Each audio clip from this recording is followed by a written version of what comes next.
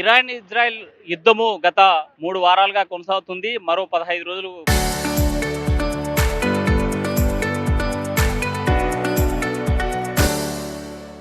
కొనసాగేటువంటి అవకాశం ఉంది. అయితే ఒకవైపు ట్రంప్, మరోవైపు ఇరాన్ సంబంధించినటువంటి దౌత్యం నడుపుతున్నటువంటి నేపథ్యంలో చమురు ఉత్పత్తులు ఈ రవాణా ఆగిపోయినటువంటి నేపథ్యం మనకైతే కనిపిస్తుంది. ఒకసారిగా పెట్రోల్, డీజిల్ ధరలు కూడా గత 2 రోజుల క్రితమే 2.5 పెరిగినటువంటి నేపథ్యం ఉంది. ఈ నేపథ్యంలోనే పెట్రోల్ కొరత రాబోతోంది. పెట్రోల్ బంకులు కూడా మూతపడుతున్నాయనేటువంటి వార్త ఢిల్లీ వ్యాప్తంగా దేశవ్యాప్తంగా కూడా పెద్ద చర్చ జరుగుతున్నటువంటి నేపథ్యంలో ప్రస్తుతం మనం బనార్పల్లి మండల కేంద్రంలో ఉన్నాము. పెట్రోల్ బంకులు చూస్తూ ఉంటే కిటకిటలు ఆడేటువంటి పరిస్థితి కనిపిస్తుంది. ఎందుకంటే ప్రధానంగా మనం చూస్తూ ఉన్నాము,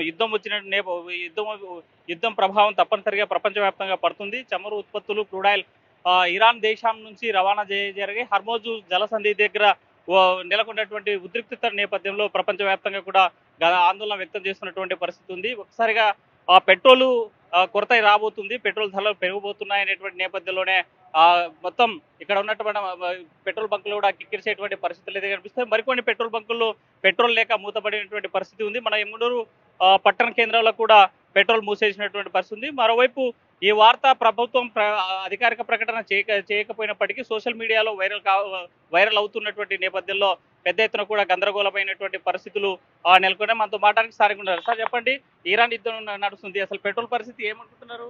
పెట్రోల్ బంద్ అయిపోతుంది అన్నారు కదండి. సోషల్ మీడియాలో వైరల్ అవుతుంది కాబట్టి అందరూ పెట్రోల్ ఒక ఫుల్ ట్యాంక్ లో చేపించుకుంటున్నారు. అందుకని ఫుల్ ట్యాంక్ అయిపోయిన తర్వాత నెక్స్ట్ ఏంటి? ఫుల్ ట్యాంక్ అయిన తర్వాత మేము వాకింగే ఇంకా దాని మించి తప్పదు కదా, చెప్తున్నారు కదండి. అదే హార్మోన్ జలసంధి అది బంద్ చేసేస్తున్నారు, అందుకోసం అని పెట్రోల్ కష్టాలు తప్పవు. మరి ఇప్పటికే గ్యాస్ కష్టాలు ఎలా ఉన్నాయంటారు? గ్యాస్ కష్టాలు విపరీతంగా ఉన్నాయి. కట్టెల పొయ్యిలు తప్పడం లేదండి మాకు అందరికి. అందుకని హోటల్లో రేట్లలో కూడా పెంచేస్తున్నారు. 30 రూపాయలు ఉన్నది 35 రూపాయలు చేసేస్తున్నారు. గ్యాస్లు ఎక్కువైనాయని, అందుకనే కష్టాలు ఎక్కువైపోయినాయి. బ్యాగ్లో కొంటే 2000 అంటున్నారు సిలిండర్లు. ఈ యుద్ధాన్ని ఎట్లా చూడాలంటారు? యుద్ధం చేయడం తప్పు, ఆపడమే మేలు. మాలాంటి వాళ్ళకి కష్టాలు తప్పుతాయి, మధ్య తరగతి వాళ్ళకి. ఎక్కడో జరిగేటువంటి యుద్ధం మధ్య తరగతి మీద ప్రభావం పడుతుంది, మా లాంటి వాళ్ళకి కష్టాలు వస్తాయని చెప్పి కొలత రాబోతుంది అనేటువంటి వార్త విన్నారా? విన్నామండి. ఇది ఏమంటే మనకి తిరగడానికి కొద్దిగా కష్టం అయిపోతుంది. మనకి పెట్రోల్ కొరత వల్ల, అక్కడ యుద్ధం వల్ల మనకి ఇక్కడ రాలేదు పెట్రోలు. మనకి డైలీ వైజ్గా తిరగాలంటే ఇంటి వాళ్ళకి, వ్యాపారం వాళ్ళకి చాలా కష్టం అయిపోతుంది. మనకి ఇట్లానే ఉంది అంటే మనకి తిరగాలని ఇంకా లాస్ట్కి సైకిల్ తీసుకొని తిరగాల్సినే వస్తుంది. పాత పద్ధతులే వస్తాయి అనుకుంటున్నాను. అంటే ఎప్పుడు లేనటువంటి క్రౌడ్ ఈ రోజు ఎందుకు పెట్రోల్ బంకులు కిటకిటలు ఆడుతున్నాయంటే, అంటే మనకి ఇప్పుడు లేదని ఒక పుకారు అనేది పుట్టించినారు కదండి. అందుకు దానివల్ల మనకి మనుషులు ఏమైనారంటే లేదు అనే ధ్యానం దాని కింద పోయినారు. అందుకు కాబట్టి ఫుల్ అయిపోతుంది, మళ్ళీ రావు అనే దాని కింద అందరూ తొందరగా వచ్చి పోయించుకుంటున్నారు. ఈ యుద్ధాన్ని ఎలా చూడాలంటారు? అంటే మనం మన వైపు నుంచి చెప్పలేం కదా, అక్కడ వాళ్ళకి జరుగుతుంది కదా. మనకి ఎట్లా అంటే మనం దాని గురించి చెప్పలేం. ఎట్లా అంటే వాళ్ళకి ఆపోజిట్ అంతా జరుగుతుంది కాబట్టి వాళ్ళ వైపు కరెక్ట్ ఉంది అది. అక్కడెక్కడో యుద్ధం జరుగుతుంటే ఇక్కడెందుకు ఈ హడావిడి అంటారు? అంటే మనకి అక్కడ నుంచి రావాల్సింది అక్కడ నుంచే కదా. ఇది డిపెండ్ ఆఫ్ మనకు పెట్రోల్ డీజిల్ అనేది అక్కడ నుంచే డిపెండ్ ఉన్నాం కాబట్టి మనం దాని మీద ఆధారపడాల్సి వస్తుంది. మనకి ఎక్కడ దొరకదు కదా.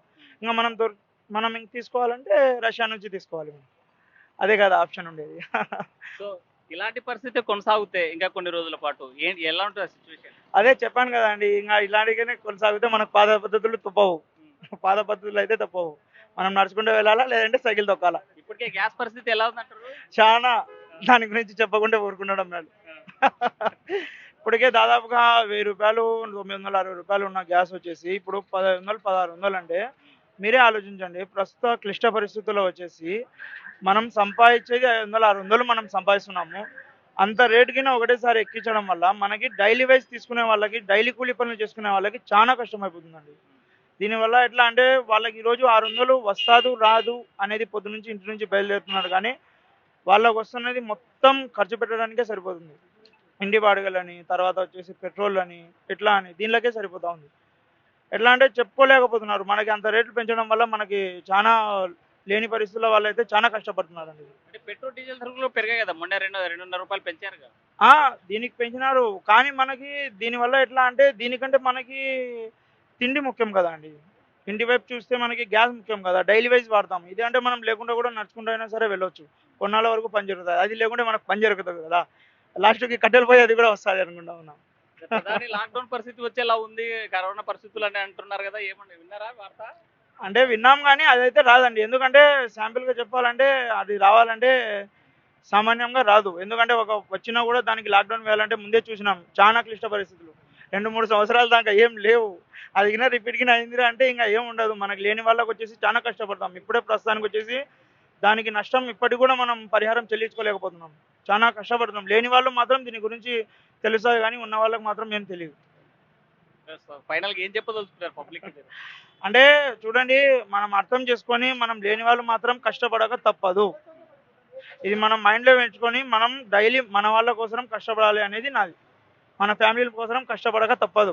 లేదు మనం ఇట్లనే తాగకుండా మనం ఇట్లనే గిన తిరుగుకుంటూ ఉన్నామంటే చాలా ఇంకా కష్టపడాల్సి వస్తుంది. వెల్కమ్. చూసుకుంటే ఈ పెట్రోల్ డీజిల్ ధరలు పెరిగిపోతున్నాయి, కొరత రాబోతుంది అనేటువంటి వార్త మాత్రం బాగా వైరల్ అయినటువంటి పరిస్థితి అయితే కనిపిస్తుంది. మరికొంతమంది ఆటో వాళ్ళతో మాట్లాడదాం, అసలు వాళ్ళు ఏమనుకుంటారో ఒకసారి చూద్దాం. డ్రైవర్ అన్న, ఏంటి పరిస్థితి? ఈరోజు పెట్రోల్ డీజిల్ కొరత వస్తుందన్నారు, విన్నారా వార్త? మేమేమనుకుంటాం నా, ఎంత డీజిల్ రేటు పెరిగినా ఎంత పెట్రోల్ పెరిగినా మనం తిరగక తప్పదు, దీని మీ ఇబ్బంది పడక తప్పదు. దానికి మనం ఎక్కువ ఆలోచించి మైండ్ ఖరాబ్ చేసుకోవడం అనవసరం కదా. ఇప్పుడు 125, 200 కావచ్చు, 300 కావచ్చు, మేము పోసుకోక తప్పదు, తిరగక తప్పదు. దీనికోసం ఎందుకు అంత ఆలోచన చేయాలా? ఎందుకు ఎప్పుడు లేనటువంటి ఈ హడావిడి పెట్రోల్ బంక్ కిటకిటలాడుతున్నాయంటే ఏం చేస్తావు, డీజిల్ రేటు పెరిగిందని కదా డీజిల్ పట్టుకుంటాం. కొరత వస్తే ఎట్లా? కొరత వస్తే బండ్లు ఇంటికాడ పెట్టి ఏదైనా కూలి పని పోవడము ఏదైనా తప్పదు. చూస్తున్నాము, పెట్రోల్ డీజిల్ కొరత ఏర్పడినా సరే కూలిపోయేటువంటి పరిస్థితి అయితే వస్తుందని చెప్తున్నారు. మరి పెట్రోల్ డీజిల్ కొరత ఏర్పడితే ఏంటి పరిస్థితి? బండ్లు ఇంటి దగ్గర పెట్టి ఏదో ఒక పని పోక తప్పదన్న, అంతే. ఇంకా అంత మించి ఏం చేయలేం. వేరే పనికి మాకు చేత కాదు. డ్రైవింగ్ చెప్పు, ఏ బండ్లైనా తోలగలుగుతాం, ఏదైనా చేయగలుగుతాం. అదే ఎలక్ట్రికల్ బండ్లు వాడే వాళ్ళ పరిస్థితి ఎట్లా? అది వాళ్ళది బెస్ట్ అవుతుంది ఇప్పుడు. రైట్. మొత్తంగా చూసుకుంటే ఈ పెట్రోల్ డీజిల్ కొరత ఏర్పడితే మాత్రం తప్పనిసరిగా ఇబ్బంది పడే పరిస్థితి, కూలిపోయేటువంటి సిచ్యువేషన్ వస్తుందని ఆటో వాళ్ళ చెప్పేటువంటి సిచ్యువేషన్ అయితే కనిపిస్తుంది. మరికొంతమందితో మాట్లాడదాం, వాళ్ళు ఏమనుకుంటున్నారు అనేటువంటి అంశం అయితే చూద్దాం. మనం చూస్తున్నాం ఎక్కడ పెట్రోల్ బంకులు అంతా కిటకిటలు ఆడేటువంటి పరిస్థితులు అయితే స్పష్టంగా కనిపిస్తున్నాయి. ఏంటి బాస్, పెట్రోల్ డీజిల్ కొరత వస్తుందనే వార్త విన్నారా? లేదు సార్, అంతకైతే ఏం లేదు. ఏది ఎప్పుడు లేనటువంటి ఈ రద్దీ పెట్రోల్ బంకుల కాడ ఇప్పుడే ఎలా ఎందుకంటే ఆల్రెడీ 2 పెట్రోల్ పంపులు తిరిగినాము, అక్కడ పెట్రోల్ లేదన్నారు, అందుకని ఇక్కడికి వచ్చినాము. అక్కడికి యుద్ధం జరుగుతుంది, పెట్రోల్ డీజిల్ ధర రవాణా లేదనేది ఒకటి వార్త విన్నారా? ఈ వార్త ఈ వార్త విన్నాం సార్.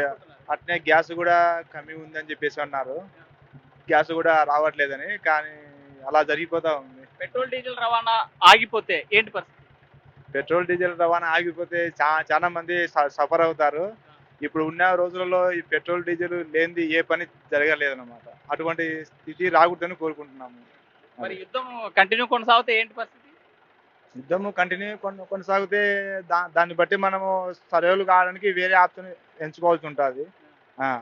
వాళ్ళు బంద్ చేసిన తర్వాత మనం దాని మీద డిపెండ్ అయిపడి ఉండలేము కదా, అలాగని.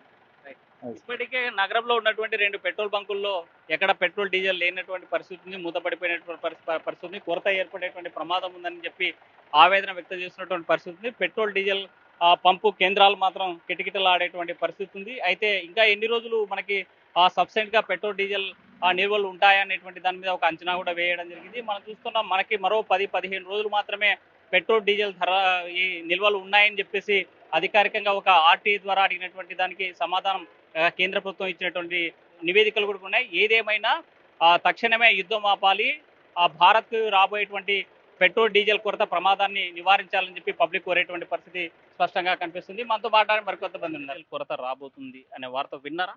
విన్నాను. ఇప్పుడు వచ్చేసి దాదాపు 10 డేస్ అవుతుంది. 10 డేస్ నుంచి పెట్రోల్ కొరత చాలా, ఒక 3 బంకుల నుంచి లేవు. ఇక్కడే కాదు, బనాంపల్లే కాదు, అవుకు మండలాల్లో కూడా పెట్రోల్ అనేది చాలా కొరత అయిపోయింది. ఎప్పుడైనా మామూలుగా ఖాళీగా ఉన్నటువంటిది ఈ పెట్రోల్ బంకులు ఎందుకు బిజీగా ఉన్నాయంటే, అంటే పెట్రోల్ బంకులు అనేది హెచ్పి పెట్రోల్ బంక్ కానీ, లేకపోతే అవుకు మెట్ట దగ్గర కానీ పెట్రోల్ బంక్ కానీ, ఇక్కడ పసాడ్ పెట్రోల్ బంక్ కానీ ఎక్కడ పెట్రోల్ లేదు. అందుకు చాలా కష్టంగా ఉంది. అందుకు పెట్రోల్ రవాణా ఆగిపోతే ఏంటి సిచ్యువేషన్? రవాణా ఆగిపోతే బండ్లల్లంగా ఆగిపోవాల్సిందే. ఎంప్లాయీస్ కానీ చాలా ఇబ్బంది పడతారు. స్టూడెంట్స్ ఇబ్బంది పడతారు. పెట్రోల్ వల్ల కానీ, పెట్రోల్ అనేది డీజిల్ 2 ఉంటాయి కదా! ఒకటే కాదు పెట్రోల్ ఒకటే కాదు కదా! పెట్రోల్, డీజిల్ ఆ 2 ఇబ్బంది అయితే చాలా కష్టమవుతది.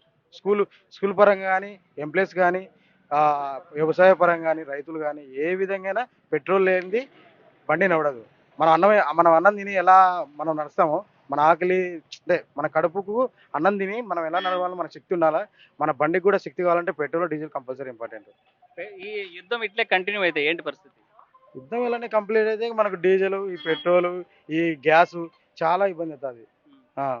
చాలా ప్రాబ్లం అవుతుంది. చాలా ఇబ్బంది పడతాము. ఇంకా మనం అదే పాతకాలంలో ఎద్దుల బండి, సైకిళ్ళు అవి మళ్ళా మొదలవుతాయి మనకు. అంతకుమించి ఏం లేదు. యుద్ధం కంటిన్యూ అయితే పాతకాలం మళ్ళీ రీకాల్ అయ్యేటువంటి అవకాశం కనిపిస్తుంది. ఎద్దుల బండ్లు, గుర్రాలనే వాడాల్సిన పరిస్థితి, సైకిల్ తీసుకునేటువంటి సిచ్యువేషన్ వస్తుందని చెప్పి వినియోగదారులు ఆవేదన వ్యక్తం చేస్తున్నటువంటి పరిస్థితి అయితే మనకు కనిపిస్తుంది. వీడియో జర్నలిస్ట్ చంద్రశేఖర్తో హుస్సేన్, RTV, కర్నూలు.